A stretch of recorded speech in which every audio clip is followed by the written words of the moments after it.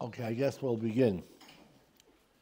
First of all, we want to give a Hazach Baruch for Mrs. Dagmi for giving this house to us. I was telling her that 47 years ago, we were opening up the KOLLEL, and we were thinking of opening up the KOLLEL in this block. And we bought a house. We had bought two houses, actually. One house was 512 Westwood, and one house was 704 Westwood. This house. And this was going to be the building of the KOLLEL. And this deal fell through. And then we only had the one house that we were going to use for two families living there. Is Mrs. Franco here? I just saw her. Yeah, she lived there. She was one of the families that lived there. 512 Westwood. And this house fell through. And Rabbi Semach lived in 512, yes. There are two families living there. And this house fell through, so we decided to move the KOLLEL somewhere else, where Ashkenazi family gave us a home on Wikipedia Drive on the other end of the world. And that's where the KOLLEL opened up. But it was really supposed to be here. So now it's 47 years later in the house, and she tells me there's a shul in the house also. So we want to give a berachah to her that this house should always only be semachot and only berachot, and only good things, and only mitzvot. We're holding now before the 9 days. This Shabbat will be the beginning of the 9 days of Rosh Chodesh. We know it says, Mishin Nichnas Av Mema'atim B'Simha. When Av, the month of Av comes, we decrease in happy things. We're not going to eat meat after the 9 days. And as it gets closer to the Shabbat Av, we become even more less Simha, decreasing in happiness. And on Tisha B'Av itself, that's the fast day, that's the day we're commemorating. It's a real day of Avelut. It says all the laws of mourning that apply to a real mourner that God forbid lost somebody, and he has to sit shiva for them. All the laws of mourning apply to Tisha B'Av for us, because we're all mourning on the Chorban Beit HaMikdash. Something's in my eye, just 1 second. Okay. So all mourning for the destruction of the Beit HaMikdash on Tisha B'Av. What's difficult to understand is it's a long time ago that the Beit HaMikdash was destroyed. It was destroyed over 2,000 years ago, the second one. The first one was maybe 2,500 years earlier. So we're mourning for something very, very old. We haven't had it in thousands of years. Jewish people have been the Jewish people without the Beit HaMikdash for thousands of years. So it's very hard to work up a feeling of mourning, and it's really almost 3 weeks of mourning. We started on the fast day last week, on the 17th day of Tammuz, and we continue now. We're starting the 9 days soon, Shabbat, and then Tisha B'Av. It's almost 3 weeks set aside for mourning for something that happened thousands of years ago. It's very hard to drum up feelings for that. We know it comes with a lot of thinking. What did we have when we had the Beit HaMikdash? We have to analyze that. We had Shekhinah. It says when we had the Beit HaMikdash, it says the Pasuk says, Asuli Mikdash, v'shachanti b'tocham. Make for me a Mikdash v'shachanti, and I will dwell b'tocham within them. Should say b'tocho, within it. Within the Mikdash, no, within them, the Jewish people. Belev kol echad v'echad, in the heart of every Jew, the Shekhinah literally resided in the heart of every Jew. We don't understand the feeling that Jews had once. When you have God inside of you, you become exhilarated, your senses open up, everything is different, your mind is different, your perception is different. When the Jewish people had the Beit HaMikdash, it was an unbelievable thing. And when they lost the Shekhinah, which happened when we destroyed the temple, it says, Nistalech Shekhinah, the Shekhinah went up and left the Beit HaMikdash, and that's how the enemies were able to destroy it and burn it, because God left it first. And God left it first because of our own sins, not because of the enemy. Because of our own sins, God left the Beit HaMikdash. It was just left an empty shell, and that empty shell was easy to destroy. But we destroyed it by our sins that caused God to leave the Beit HaMikdash. But when God left the Beit HaMikdash, he left the heart of every Jew too. It's like we were suddenly turned into, from people, we turned into squirrels, cats, dogs. What would happen, God forbid, an angel came and suddenly pronounced some curse on us and turned us on, instead of being human beings, we're all now squirrels and cats in the alleyway looking for garbage, for food. How would we feel? We'd be, that's what really happened. When the Beit HaMikdash was destroyed, the Shekhinah left the heart of every person. When the Shekhinah left the heart of every person, we were like, we descended thousands and thousands of levels lower. We have no concept of what it felt, what life felt like when we had the Beit HaMikdash. Just one little story in Tanakh to open our eyes to see what they really had. We know there was a judge called Eli. Eli was a famous judge, Eli HaKohen. He was a tremendous judge, leader of the Jewish people. And his two sons were fighting in a war. They were battling the Philistines, a neighboring country, and they were battling them. And it used to be the custom that when they went into battle, they used to take the Aron HaKodesh into battle with them to give them power. And the Aron HaKodesh had two cheruvim, two golden statues of children with wings over it. And it says between those two children, the cheruvim, the Shekhinah was. And when the Shekhinah was over the Aron HaKodesh, it went into the heart of every person. But that's where, in the Beit HaMikdash, the Shekhinah actually resided, between the cheruvim, between the two golden statues over the Aron HaKodesh. When they used to go into battle, they would take the Aron HaKodesh with them to bring the Shekhinah in so we could have a battle and win. So Eli was waiting anxiously at the edge of the town for news of what happened during the battle. And he's waiting and waiting, and suddenly he sees somebody coming along, limping and walking slowly, and his clothes all torn, and he has blood all over him. He's bloodied. And he realizes he's a survivor from the battle. And he finally comes to him and he says, "What happened?" "Eli, 30,000 Jews were slaughtered. We lost 30,000 people." Eli said, "Oy, Eli, your two sons were killed in battle. Oy, Eli, the Aron HaKodesh was captured." It says when he heard that Aron HaKodesh was captured, he fainted backwards, broke his neck, and died. That's how Eli died. But the story goes on. The story goes on that his daughter-in-law is pregnant with child. And suddenly she hears that her husband died and there's a slaughter, 30,000 Jews died, and she goes into premature labor. And now she's hemorrhaging, and she's losing blood. And as she's losing blood and her life is ebbing from her, the baby's born. And the minute the baby's born, she was still alive, although she had her last breath. She says suddenly, "I want to name the baby. I want to name the baby." "What do you want to name the baby?" "Ikavod." What's Ikavod mean? E means there isn't, kavod. There's no more glory, there's no more honor. The Aron HaKodesh was captured. There's no more honor.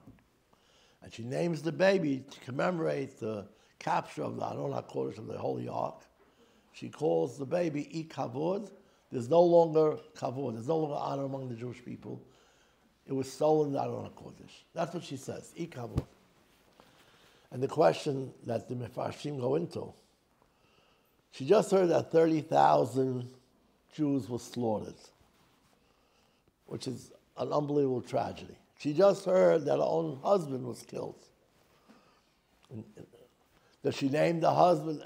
Does she name the baby after Eli maybe that just died? Or after her husband? Or something to commemorate the 30,000 people that were... No. She names the baby after the fact that Aron HaKodesh was taken. Ikavod. And the question is, God forbid, let's say we would hear that there was a terrorist attack somewhere in Jews, in a community of Jews, God forbid. And we would hear that people were slaughtered. We'd also hear that they went into the Aron HaKodesh and took Sefrei Torah, and they took them and stole them.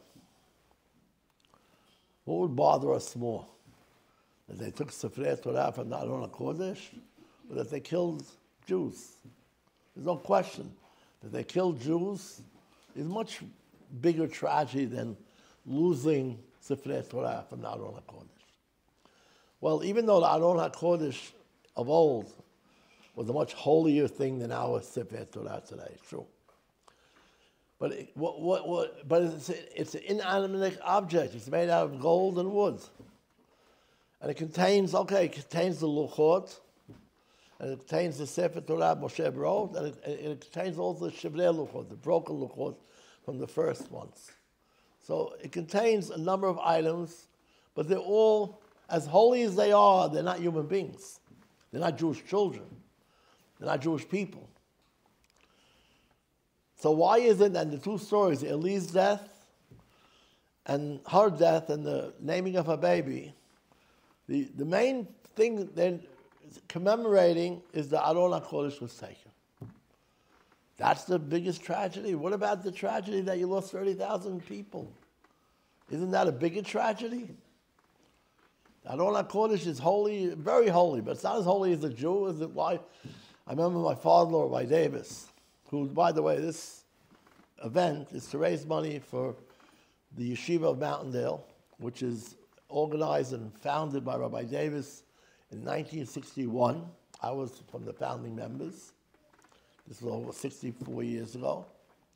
We first went to Yeshiva. And every year, they make some type of an event. I want to thank Tony Harari and also Rebecca Crane and others that work every year to make this event, to raise money for that yeshiva. They still raise. Rabbi Davis passed on, and then Shlomo Rothenberg, who was the Rosh Yeshiva afterwards, passed on. Now we have his children and the grandchildren of Rabbi Davis, the Rosenblums, running it now. And it's a beautiful yeshiva. We send people there that have problems in other yeshivas, and over there they just flourish. They do tremendous. So they were raising these things. But I remember Rabbi Davis told me that when he was a young man, he did something very special for the Hafetz Haim. The Hafetz Haim wanted to take care of the Jews in Russia. The Jews in Russia were captive, and the religious Jews who were learning privately, and they had Torah learning, although that was against the law. If you were caught by the communists learning Torah, you were sent to Siberia or worse, insane asylums, or maybe even killed. It was a terrible time for the Jewish people then, but there were secret yeshivot that were studying Torah nonetheless. But they were starving because no one was giving them money. They couldn't get money from the government. They couldn't work. They were all hidden. They had to be secret. And the Hafetz Haim was trying to figure out a way. How could he get money into Russia to give money to the Russian yeshivas that were going on? Because Russia would not give a visa to any religious Jew. Russia wouldn't give a visa to. They knew that they want to create problems with the Jews that they have, and they wouldn't give it. It was very hard to get into Russia. That's why it's called the Iron Curtain. In the olden days, Russia was called the Iron Curtain. It was very difficult to get into Russia. But now Rabbi Davis, as a young man, comes through from America to learn in the Meir Yeshiva in Europe. He's a college graduate. He went to Johns Hopkins University in Baltimore. He's a young American person. He has a degree. And it was known that the communists at that time was trying to get young American college boys to win them over to communism. It was very known that. So the Hafetz Haim heard that there's an American boy learning in Europe. It was the first, Rabbi Davis was the first American boy to learn. It was 1929 the year. He was the first American boy to learn in Europe. And he heard he was there, so he had someone speak to him and tell him, Hafetz Haim is not commanding you or asking you. He's just proposing a certain proposition. That would you be willing to volunteer to sneak money? They'll give them the money, but sneak money into Russia and give it to those Jews who are learning Torah in secret. we can't get a visa, maybe you can get a visa. But as it says, but it's Mesirut Nefesh, it's dangerous, I can't tell you to do it. I give you a beracha if you do it, your reward will be tremendous if you do it, but I can't say you should do it. But Rabbi Davis heard Chafetz Chaim wants someone to go to Russia, he's going. Chafetz Chaim was like the uncrowned king of the Jewish people. So he went into Russia. It's a whole story. I'm going to skip this part of the story, but eventually he came out of Russia. He got the money to them and so on. But then Poland, where he was learning, in the yeshiva he was learning, Meir yeshiva was in Poland, they revoked his visa because they didn't like Russia. And he went to Russia. There was a tremendous hatred between Poland and Russia in those years. So he took away his visa. Now he has to leave Poland and go back to America. But he was able to get it was right before Rosh Hashanah. He was able to get a 2-week delay, stay. So where am I going to go? He went to the Chafetz Chaim's yeshiva. And he saw the Chafetz Chaim. Chafetz Chaim gave him tremendous honor because he was willing to sacrifice his life to help Jews in Russia. So one of the honors he gave him was that when he prayed in the morning, he put Rabbi Davis right next to him. Like, sit here, sit next to me. And it was Rosh Hashanah till Yom Kippur, those 10 days. Haser Yemei Teshuvah. And they say Silihot then. Everyone says Silihot. And the Chafetz Chaim was saying Silihot. But he wasn't reading the poems. He was talking to God. And Rabbi Davis overheard. What was he saying to God? Now you have to realize in those years, this is the early 30s, 1930, 31. Only a few years before the Chafetz Chaim passed away. He died in 33. And he was a very old man. He was over 105 years old at that age. And the poverty among the Jewish people in Europe was tremendous. So the Chafetz Chaim is now talking to God during Silihot in the morning, and Rabbi Davis is overhearing him. What is he saying? Ribono shel olam, Master of the universe, talking to God. What are you doing to your children? You only want the holiness of the Sefer Torah to be on the parchment, on the cloth. Cloth in Hebrew means the parchment of the Sefer Torah. That's where you want the holiness? That's the purpose, that it should remain on the parchment? Isn't the purpose of Torah that the holiness of the parchment should be transferred to the heart and minds of the Jewish people? Isn't that the purpose, that it should come off the parchment into the soul and heart and mind of the Jewish people? They should study Torah and live Torah. Isn't that the purpose, to make the Jewish people holy? But I guess you don't want that, God, because you make it so difficult for them to live that they have to worry about how they're going to get the next penny to buy milk for their children in the morning and bread for their children. They can't feed their families. How do you expect them to learn Torah? And he was arguing with God. What are you doing to your children? And that's what he heard Chafetz Chaim saying. That's how Chafetz Chaim prayed to God. What are you doing? It's too difficult. How do you expect people to learn in such poverty and depression? How do you expect them to learn? They have to worry about putting food on their table and feeding their children. You want them to have, sarcastically, evidently you only want the holiness of the Sefer Torah to remain on the parchment of the Sefer Torah. You don't want it to be on the minds and hearts of the Jewish people. It's not for the Jewish people, but from that little story we see that there's no question that the holiness of a Jew is much holier than the Sefer Torah. The whole purpose of the holiness of the Sefer Torah is only to put that holiness on the minds and hearts of Jews and make us holy. So if that's the case, Aron HaKodesh is tremendous. Aron HaKodesh is from the holiest items we had in the Beit HaMikdash. It's where the Shekhinah came between the Keruvim. It was captured by the Goyim. Terrible tragedy.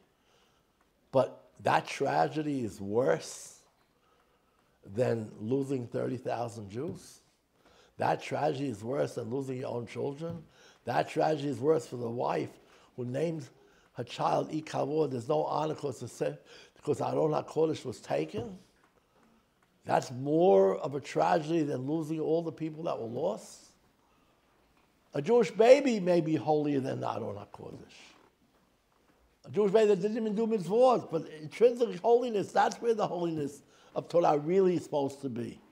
The parsha is only a means to put it on our minds and our hearts. So what's Peshat that this is what killed them. This is what knocked Eli down. He heard that 30,000 Jews were slaughtered. He felt bad, but he handled it. He heard that his own children were killed. He heard, but he handled it. He hears the Sefer that Adon HaKodesh was taken, captured, boom, he faints, he dies. His wife, his daughter-in-law, names the baby. Not after her husband, not after Eli, not after the 30,000. Ikavod, there's no honoring, any more honoring the Jewish people. The Sefer Torah is taken. The Adon HaKodesh is taken. It seems out of whack. But the truth is the following. When we had the Adon HaKodesh, we had the Shekhinah between the two golden statues of children, the Keruvim. And we had the Shekhinah there. The Shekhinah was in the heart of every person. When it was captured, the Shekhinah left the Adon HaKodesh. When the Shekhinah left the Adon HaKodesh, suddenly all people felt drained from the Shekhinah. The Shekhinah, God left all of us. And the heart of every Jew suddenly was empty. The feeling that they had was like they were reduced from human beings to cats and dogs. That's the feeling they had. The feeling they had that they were reduced. They're no longer human. Their life was so great when we had the Shekhinah that is the biggest tragedy. Bigger than losing people, bigger than everything, is losing the status of what Klal Yisrael was. When we had the Shekhinah in our hearts, we were on such a level of greatness, of closeness to God, of spirituality, of enjoying life in simple things of life. The Gemara says that the fruits don't taste the same after the Beit HaMikdash was destroyed. Because if there's no Shekhinah in the world, there's no more blessing in the world. We have delicious fruits and we enjoy our lives. It's nothing compared to what it used to be. When we had the Shekhinah, when we had the Beit HaMikdash, we had God within our hearts, everything was totally on a higher level.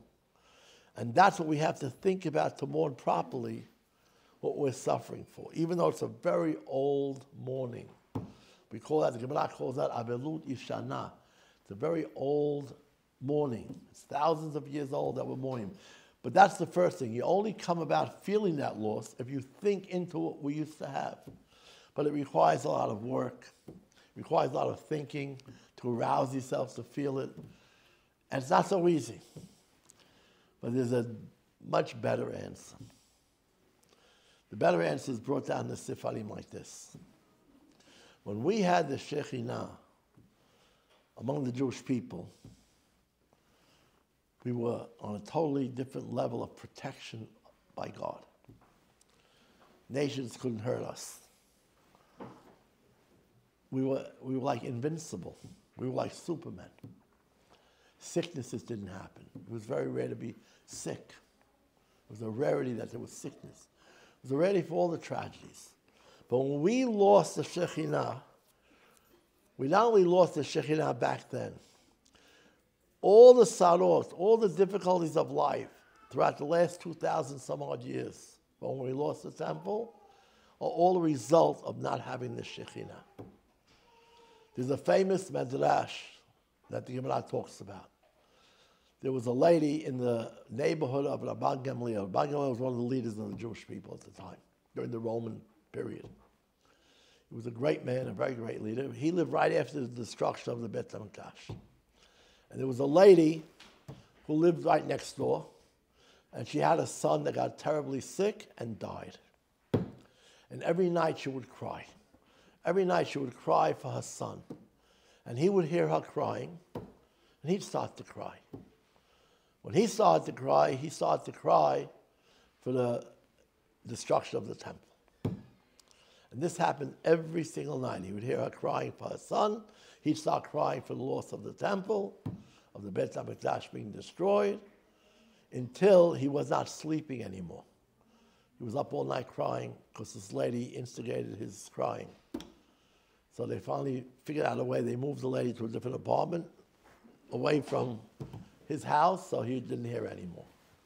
But what's the idea that he heard her crying for her son, he cried for the Beit HaMikdash? So you can learn two ways. The simple way to learn is that her crying just made him emotional, so he starts to cry too. When you start to cry, your emotions suddenly become very acute. Your sensitivity becomes very, very much sharpened, and you feel things much more. And suddenly, He took that emotional feeling that he was feeling and he transferred to think about losing the Beit HaMikdash and to use his sadness from the girls crying, the ladies crying for the child, to cry for the loss of the Beit HaMikdash. That's the simple way to learn. But Mefarshim say there's a much deeper way. All the sarot that happened after the Beit HaMikdash was destroyed is resulting because we lost the Shekhinah. When you have a young child sick and dying, that's a terrible tragedy. That's not a normal tragedy, in those years especially. Not normal for a young person to die. Today, unfortunately, we're getting used to people getting sick and dying young and so on. But in those days, it was a very rare occasion that a young child would get sick and die. She was crying. He cried with her. The words are, Haya boche ima. He cried with her. What do you mean he cried with her? He's crying for the Beit HaMikdash. She's crying for the son. No.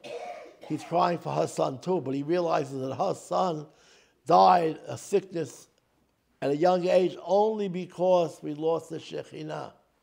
Had we had the Shekhinah originally, had the Beit HaMikdash not been destroyed, you wouldn't have a young child dying from this sickness. You wouldn't have these type of tragedies. In that sense, we have to know that all the tragedies that are happening today, every type of tragedy, we have sicknesses, we have problems with children going off, giving the parents tremendous anguish. I have to speak tonight for the Bikur Cholim. They're having a whole thing for Courage to Heal, for victims of sexual child abuse. And there's a whole thing tonight is speaking about that. That also, why is it happening more? Why are these things happening? And then when it happens, God forbid, it messes up children for sometimes their whole lives. And they need help, tremendous help, psychological help. Why are these things happening? We don't have a Beit HaMikdash. When we had a Beit HaMikdash, we didn't have abuse. We didn't have molestation. We didn't have kids being preyed upon by older people. We didn't have such a things. We didn't have all the terrible things that today we are seeing in our world, that we're dealing with. We see terrible sicknesses. Now, I'm not that old, but I'm older than most of you. And I remember when I was young, it was a rarity that a child got sick. A rarity. It was a rarity that children got sick and surely died. That was a big rarity. I remember one time a guy got hit by a bat and he died. Someone swung and the bat got loose, hit the guy's head and he died. I remember that. It was like everyone was talking about that for a few years. Like we never had a tragedy like that. A kid, with my friend, a kid gets hit by a bat because someone swung the bat and let the bat go and the bat hit the kid's head. Now he had the fractured skull. Now he had the hemorrhage in his brain. He dies. That was a rarity. But normal sicknesses like cancer coming to children was unheard of. Unheard of. Today, it's lagil, it's often, frequent, and everything else. I don't remember this whole concept of child abuse when I was a kid. I don't remember that in the world. We have today problems in the world that are very weird. You have such a thing called cutting, where girls cut themselves.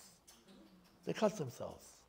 It's a very boys too, by the way, but it's more problem, more by girls.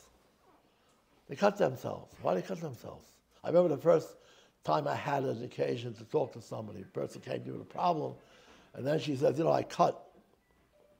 I don't know what she's talking about. What do you mean you cut? Cut class? Like, what do you mean cut? What do you cut? I cut myself. What do you mean you cut yourself? Where do you cut yourself? On my thigh, so no one sees it. Why? I want to feel something. I'm numb. Now, I don't believe that when I was a young child, I'm going back to the 50s now when I was a kid, I don't believe anyone cut themselves in the world. I don't believe it happened. I don't believe there was a person in the world that cut themselves. I never heard of it. I never heard about it. Okay, I'm only a kid, but you would have heard about it if it was done. It was never done. Now, this happened, came to mind, I knew about maybe 20 years ago, I first got the experience of it. Today, it's a regular thing. Tell you, dozens and dozens of people that come with problems. I know you probably cut yourself through. Yeah, how'd you know? I know. They think I have Ruach HaKodesh. I don't have Ruach. I just know that this is the new problem. Where are all these new things coming from?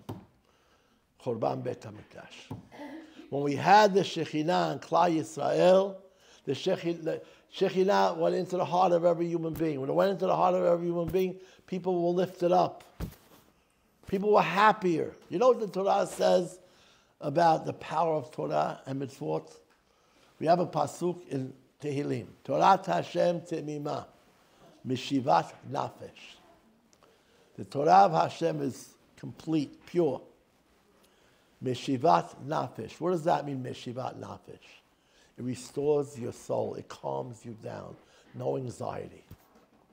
We have people that are constantly facing mental challenges with anxiety and fears and phobias. We never had this. When we had people close to Torah, Meshivat Nafesh, the Torah makes your soul calm. Pikudei Hashem Yesharim, the laws of God are Yesharim, they're very, very straight. Mesam Chalev, they make your heart happy.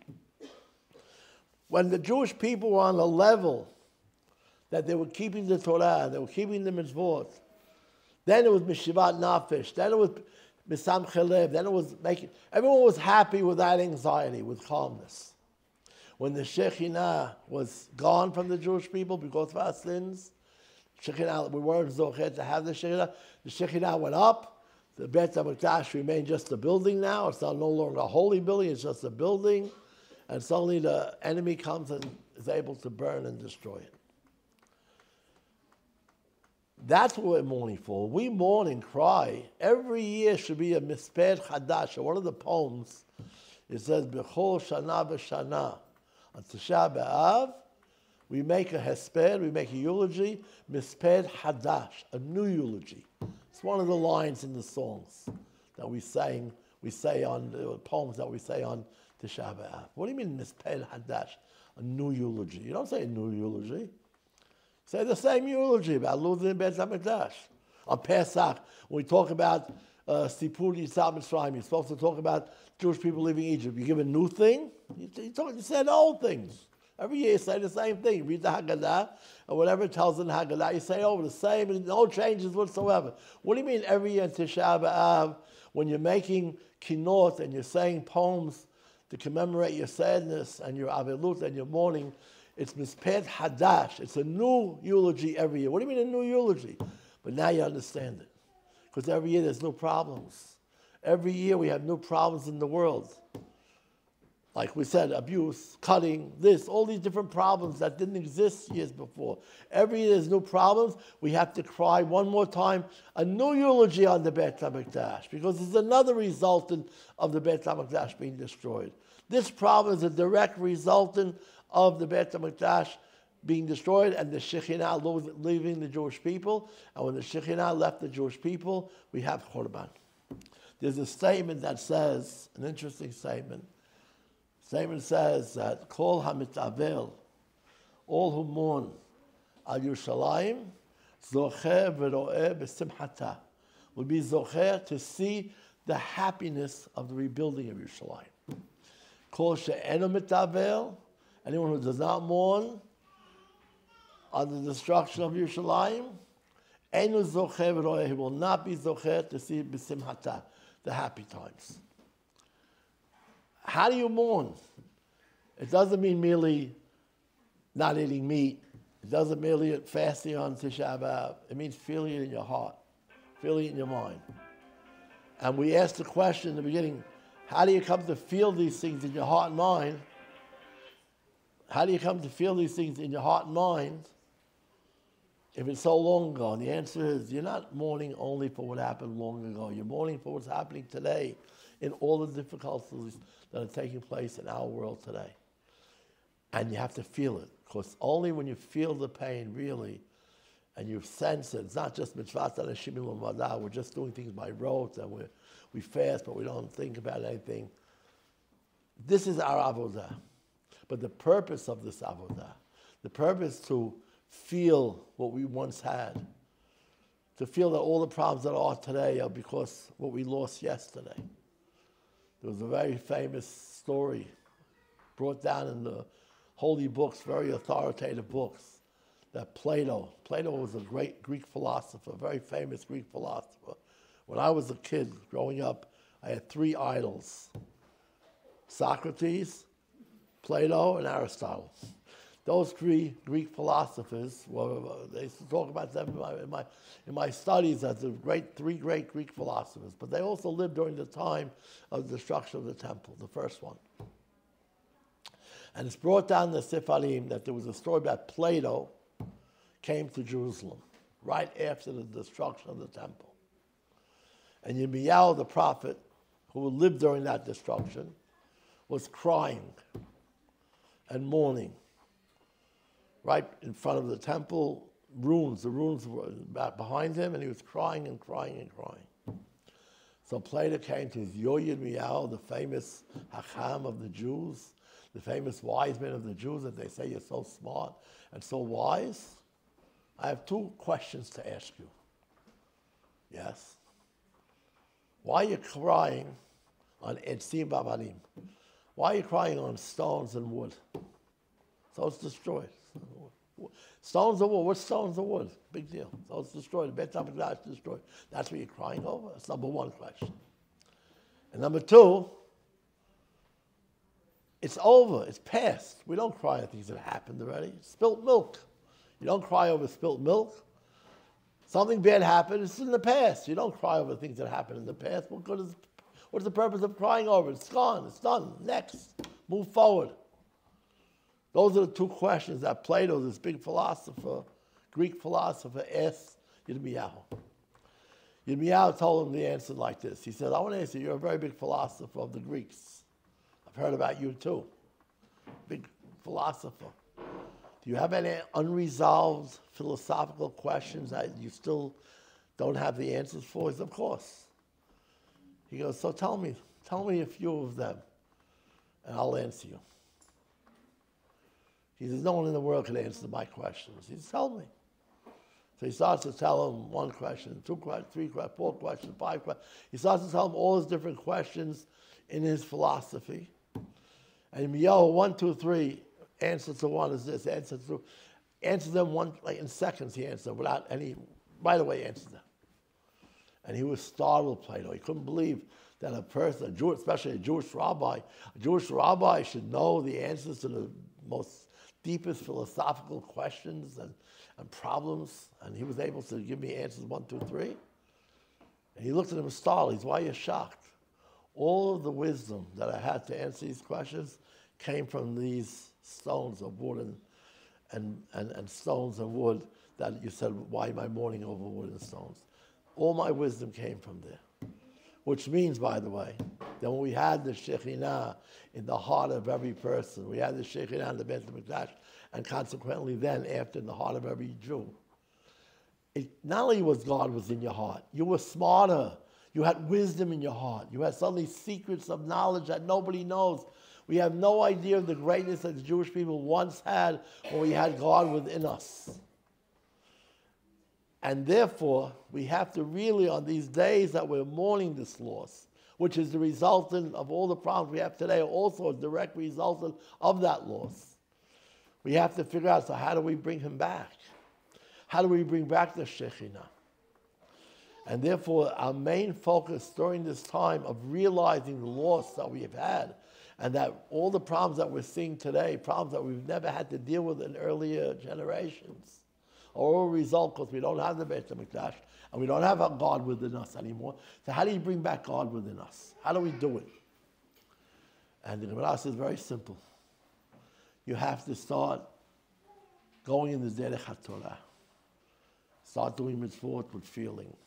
Start learning Torah with understanding. Little by little. Start doing mitzvot and live your life in a better way and up your life in terms of becoming a better Jew, a more observant Jew, a more religious Jew.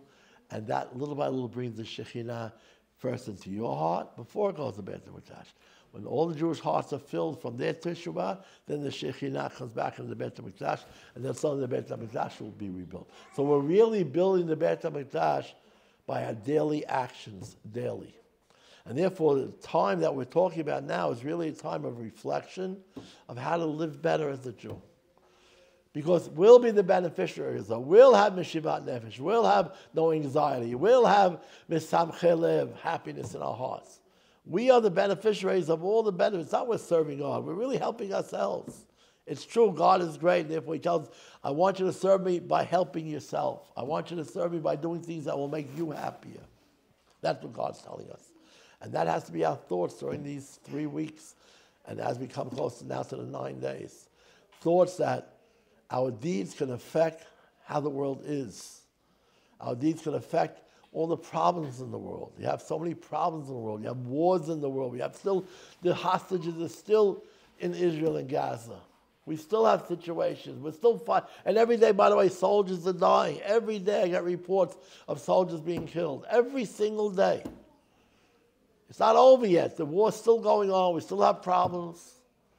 Besides all the other problems that we're constantly meeting for. We have every day, some man I was on the phone today with somebody, a wealthy man that was calling up to come to a fundraiser. He told me, Rabbi, I have 4 or 5 fundraisers every week. And my friend has 4 or 5 fundraisers every day. I said, I agree. We got a lot of problems. We have a lot of needs. We have a lot of needs, but we're bombarded with all types of causes. We have SAFE because we have so many kids on drugs. And we have kids on drugs and alcohol, addictions at a young age. You have girls who look like they have a water bottle. You think my wife has a water bottle there? That's vodka in there. You understand? We have girls walking around water bottles and there's vodka in there. You know there's vodka in water. You know what we have going on? You know the drugs that are being, we have this new drug called fentanyl, whatever it's called. That if you touch it, you could die. And it's mixed into a lot of the drugs that our kids are taking. We have unbelievable problems going on in the community in so many different areas. It's all a result of our behavior. We're not acting according to the Torah enough that God's coming back. If God comes back, everything goes away. Everything's solved. Everything, all the problems start to disappear. That's what we have to feel. And that's our avodah these weeks, especially the 9 days, to think, how can I elevate my life? How can I live better? And of course, you have to be smart. Start small. Start with one small thing that you're going to make a change in your life. One small thing. But one small thing comes very, very unbelievable. We can't believe the power of one small deed. One small deed can change. There's a guy, he's a businessman from Chicago. He just built a beautiful, gorgeous mansion. His wife is interior decorator, so she loves it. She's working on it. And he feels very empty. He's a religious boy. He went through the yeshiva world, and now he's in business world. He's making a lot of money now, but he's very empty. He tells his wife, I'd like to move to Israel. I'd like to move to Israel. Really? Maybe. I don't know. She just fixed a whole house, gorgeous house. Maybe. He goes the next morning, gets a plane. The next morning, goes to Israel. He looks at the neighborhoods. He goes to a certain neighborhood, Bet Shemesh or something. It's near Yerushalayim. He sees a guy, a rabbi, but he's throwing a ball. He's playing ball with his son outside. He says, I like this neighborhood. Normal people. They're religious, but they're normal. They play ball. He likes it. Later on, he became friendly with the rabbi. Found out that the rabbi, the only time in his life he ever had a catch with his son, but it happened for him. So he goes to that neighborhood, and he starts a shiur to learn daf yomi. Page a day, blot a day. He gets 5 guys. Okay. The 5 become 10. They learn in a certain little shul, room in a certain shul. The 10 it starts to build up to about 40 guys. But now they don't have no more room. It's a very small room. He decides he's going to build a shul specifically to learn daf yomi. Okay. The 40 guys become 80 guys. The 40 guys become 80 guys. About 80 guys. Suddenly COVID hits. COVID hits, he can't even go into the 80 guys. Everyone's by themselves. But he decides to go on Zoom. But now, people are watching all over the world suddenly. And suddenly the 80 guys becomes 500 guys through Zoom. The 500 becomes a couple. Now Zoom's over, COVID's over. They're back, but they now keep the Zoom up and other things. And they take pictures and they video it, his shiur, and they spread it out. And it's now just 7.5 years later from when he started. He just finished Shas where he started. He started in the middle of Shas. He has 40,000 people. His name is Eli Stefanski. He's a regular businessman, not a rabbi. He's a businessman, real estate. He's a wealthy guy, but he learns all day long now. His partner keeps the business going. He learns all day long. He gives 2 shurim a day. It's taped. High tech, he has many people helping him. He reaches 40,000 people a day from something he decided, I gotta up my life. I feel empty. He just bought a beautiful house, feel empty. Let's go to Israel. He goes to Israel, moves to Israel. It's in a much smaller apartment, but he starts. 5 guys come, 10, and suddenly 7.5 years later, he just made a siyum, 40,000 people every day. You understand what one person could do? A regular kid, not a rabbi, regular guy. One guy got 40,000 people. We have someone in our community who donates a lot of money to him. He says, I buy the Gemarot, because for every new recruit that he gets, he gives them a free Gemara as incentive. Even rich people like to get a free Gemara. So people want to learn new, you get a free Art Scroll Gemara. They sign in. You only have to learn it for about a week. But once you learn it for a week, you're hooked. And now they're learning Torah, and you have 40,000 people who never learned Torah in their lives before, are learning Torah on a regular, daily basis. What one deed can do. That's how you have to start. What do you want to do? For yourself. They don't have to be for the world. For yourself. What do you want to do for yourself? One new deed. How do you want to start? One thing you want to do. And watch how God blesses it. Watch how God blesses it. Rabbi Davis, you know how he started? He was 1929. He's learning in Yeshiva University. And he's unhappy there. And he meets a boy. He's 20, the boy's 17. The boy starts to talk to him about how's the learning. He says, very difficult, very difficult. He says, well, why is it difficult? Well, on page 2, it says this. Page 8 says the opposite. The boy goes, oh, that's a beautiful question. What do you mean beautiful? I don't understand it. No, that's the way Torah is. You ask questions, analysis, you give answers, you delve deeply into that. Where do they learn like that? In Europe. Let's go to Europe. The boy and him go to Europe. Through Europe, a year later, he goes into Russia at the behest of the Hafez Chaim, like I told you the story. He comes back to America. He sends 60 boys from America to learn in Europe. 10 years later, the war breaks out. 1939, the war breaks out. There's no one left to teach. The 60 boys that he sent to all become rabbis in America. Torah starts to spread. He started a little KOLLEL in White Plains. He hired somebody to run it because he had to go back to Bo. Who did he hire? Rabbi Kotler, who moved right away to Lakewood. That's the Lakewood Yeshiva. He sent 10 boys to Telz. When the rabbis of Telz, who lost their family in the Holocaust, wanted to restart Telz, they went to him. We don't know our American boys. I have 10 students, I'll give them 10. He sent 10 boys to him. That's Telz started. One man, from a conversation with another 17-year-old boy, created something that 50% of all the Torah today we have in America came from that one man. That's Rabbi Bachtvogel, who was a boy, by the way. He was the mashkiach of the Lakewood Yeshiva for many years. Nothing like he passed away maybe 15 years ago. That rabbi said in the shuls once that 50% of all Torah we have is close to Rabbi Davis. The Lakewood, the Telz, all the different things he started. How did that all start? Because he decided to go to Europe with one boy to learn Torah. But Hashem blesses what we do. And suddenly things mushroom and things change. And now you have thousands of people learning Torah because one person did something. That's what we have to figure out. What am I going to do in my life to make my life a little bit better? To be a better Jew a little bit more. And there's no question, Hashem blesses it. And hopefully, if we all take on something, one thing, during these 9 days, Hashem will bless us to bring Mashiach Tzidkenu, Geulah Shelema, the Beit HaMikdash will be rebuilt, and we'll all have only happiness and joy. Amen. Okay, anyone have any questions? Yes? Can we have some suggestions of like little things we could take on? You know, every person's different. One person's going to tell me, I learn at night, 10 minutes on the phone with a friend of mine. We go over a certain book. We learn that book together. That's an idea. I want to do an act of chesed, some type of chesed that has to be done. You know, I get every week a voice note from the mitzvah man. You know the mitzvah man? You know how he started everything? He was a regular guy. He's the gym guy. He has the gym.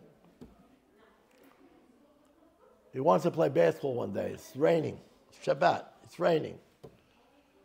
So he's looking for a shul to go into the rain now. So he passes park area in the shul. He doesn't know if he wants to go in there or not.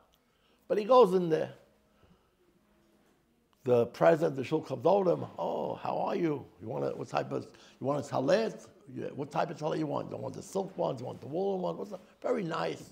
Gives him a talet. You want a siddur? Here's a siddur. Rabbi says hello to him also. I'm giving a class in the basement. After the minyan, he comes down to the class. I recognize him. I said, come here, sit over here. Put him next to me.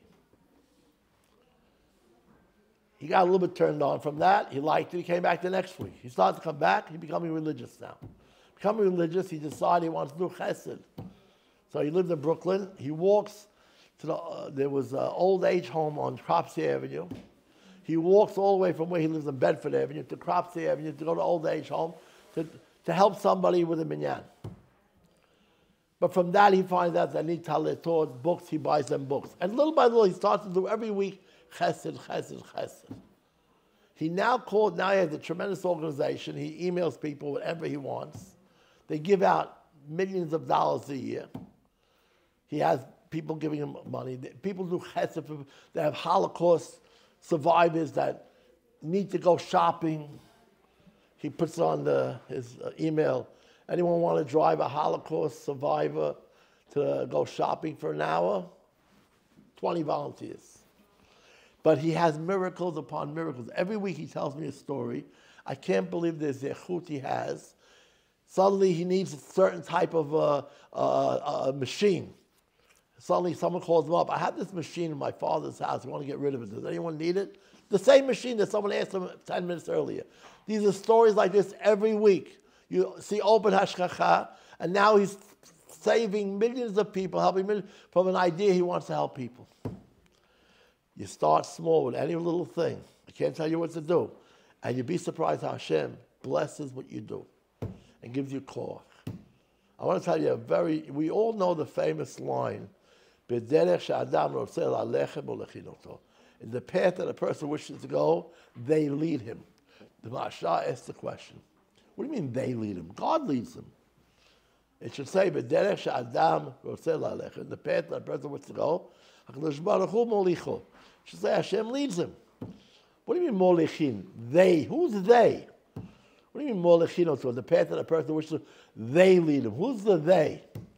He says, whenever a person has a desire to do something, good or bad, that desire creates an angel with the power of an angel. And that angel leads you. B'derech she'adam rotzeh, in the path that you wish to go, because you wish to go on such a path, there's many angels created you to lead you to that path. But then you have the power of an angel helping you. It's not just Hashem. You yourself, through your own desires and wants and needs, create angels to push you in that direction. If you want something good, you have angels pushing you to do good things. If you want something bad, God forbid, you have angels pushing you in that direction to do bad. But we create angels merely by our thoughts, by our needs, by our wants. So we should I want to get closer to God. Give me a mitzvah to do that will have an effect to change me for the better. to lift me up a little bit. And everyone should think about it. Everyone has a different mitzvah. I once told a boy years ago, he told me he has problems with emunah a little bit. I told him, I'll tell you what I do. Get up early in the morning, a little bit earlier than you usually do. Have a cup of coffee. Take the fog out. Get yourself calm. And say the berachot in the morning that you say every day, quickly. Say them slowly, with feeling, with meaning. And when you say, Baruch atah Hashem Elokeinu melech haolam, Bokei Chavrim, Hashem opens up the eyes of the blind, realize that we could lose our sight, and now we have sight, and realize not only physical sight, we have mental sight, we're able to see the truth when others don't. Say the berachot slowly. Things like that. Every person can do many things. Any other questions? Yes? Okay, I have one question and then sort of the opposite question. Well, that's her fair, one by one. I'm not guaranteeing you anything yet. Okay. Go ahead. So first, how do we not become desensitized from all these new problems that kind of become to feel like regular life? And then the opposite question is like, we want to feel that and we want to not be desensitized, but how do we not let that overwhelm us and still like... How do we become not desensitized to what's happening around us? Hitbonenut, thinking. Thinking, our minds, is the greatest tool we have to serve God. Through thinking about anything, you could suddenly awaken feelings. Example, Moshe Rabbeinu wanted to help his brethren. He's a prince in the house of Paro. He's raised in the house of a king. But he knows his brothers are Jewish. He goes to his brothers, and he looks at their afflictions. Rashi, Natan enai v'libo. He puts his eyes and his heart to feel their pain. That means he thought about it. He looked at it, he thought about it, he meditated on it, and it awakened him a feeling to help them. And suddenly he's helping them. And he's praying to God to help them. And he's doing everything he can to carry their burden with him. So one of the ways to not become desensitized is by thinking. The reason why we become desensitized is because we don't think. We do things without thinking. And therefore, very quickly, we forget everything. But if you would stop and think, imagine what the person goes through who has this and this problem. Think into it a little bit. Read up about it a little bit. Find out about it. What it means to be abandoned when you're young, or to feel abandoned when you're young. What does that do to your midot? What does that do to your insecurities? How do you live like that? Why don't you have confidence? You meet people that have no confidence in themselves. Why? Because there was a sense of abandonment somewhere in their youth. How does that affect you? Think about all the problems that happen to people, and think into it a little bit, analyze it, and you'll have feelings much more. And you awaken your feelings. And even if you thought into it, now you're becoming used to it, so thinking about it again, go through it again. Thinking is the greatest tool we have to awaken ourselves. Thinking. Hitbonenut. Thinking. What else?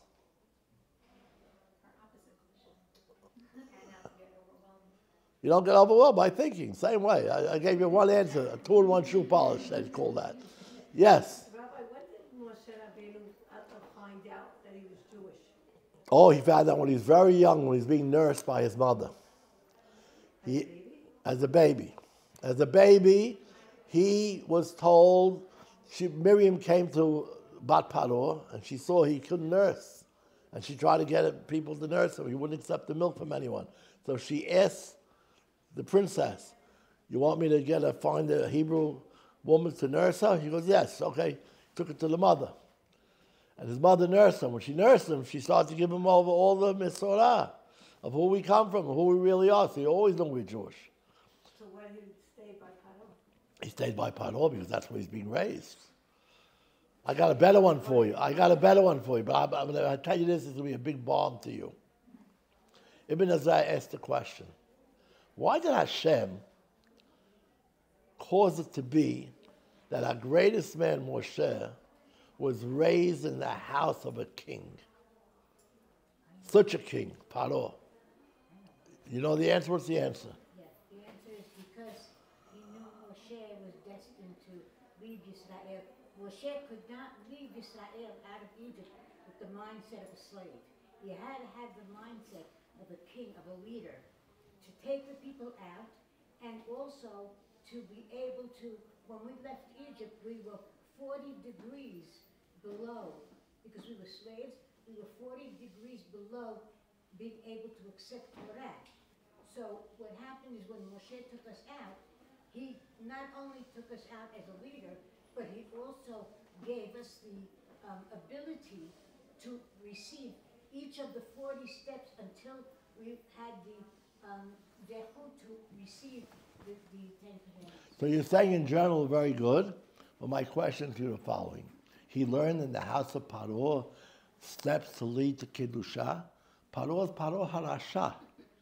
He's the worst person in the world. How could he learn steps to lead the Jewish people on the 49 levels of holiness from Paro? How do you learn that? When he went into the desert. No. But you told me that's the reason why he was raised in the house to become a leader. But he was what type of leader? He's a tyrant. He's a Hitler. You raised by Hitler. You're going to become the Sadiq now to help the Jewish people? Like a shepherd, Huh? right? He's got to be like a king, not the qualities, not the. I hear what you're saying. All good. Listen to me. I'm going to give you the Ibn Ezra. Listen, very good, by the way. Excellent, by the way. But let me tell you what Ibn Ezra says. And you're all going to be shocked by Ibn Ezra. Listen clearly. Ibn Ezra says, he doesn't say for sure, because he's the only God knows why he does what he does. Until he tells us through a prophet, we don't know. But Ulai, he says, perhaps Moshe Rabbeinu was raised in the house of Malchut, that his nefesh, his soul, should be on the highest level, b'derech halimud, in education, and regilut, and training. He should have the highest level of education and training in order that he can be the great Moshe later on. And everyone, Rabbi and other Mefarshim said, what is he saying? What type of limud what type of learning was taking place in the house of Paro? Okay, it's a king, he has the best people in the world, professors probably who teach, but what type of limud was he teaching? So he answers the following. It doesn't matter what he was teaching, but you're learning, and you're learning how to think clearly, and you're learning what they call derech eretz kadmala Torah. You're learning things that can help you for Torah, and alongside your mother is injecting you with the values of Torah. The values of Torah with the training of kings, training you how to think and be responsible and to do your homework. And all these things are developing you as a person. And when the Torah is injected into you, suddenly that's derech eretz kadmala Torah, and you become a greater Torah person, which is a very big chidush, and most people won't understand it. You hear what I'm saying? The learning that's taking place may even be erroneous. It may be wrong. What are they learning about? History or how to build pyramids, engineering. That's going to help you be a better leader? Yes, because it's developing your mind, learning how to think. And when Torah is given to you, you have more equipment, so to speak. You have better midot to deal with the Torah. You have more achrayut, more responsibility that you learn. I'm not going to tell you that. I was going to tell you that I have girls' school, for example. I got girls from every different school in the community. But the ones who rise to the top, in religious, I'm talking, and maturity, and in generally productive woman, I can't say statistically 100%, but I see more coming from the regular schools than the more religious schools, once they are taught Torah. How is that possible? Because they learned one thing in the regular school. They made them do their homework. They were very strict with them. So they developed them at a young age. Now that it's challenged the Torah, they use those kochot in Torah. And sometimes they rise higher. But this is the chidush. Don't go talk about this. It should be misunderstood. All I'm saying is that sometimes being trained, even in the secular world, even by Paro HaRasha, but you're trained by a king, you develop certain kochot that, if channeled in Torah, can become very useful. That's what I'm saying. That's what I'm trying to say. Okay, girls, it's too long. I've been speaking for hours. Anyhow, Shabbat Shalom, everyone.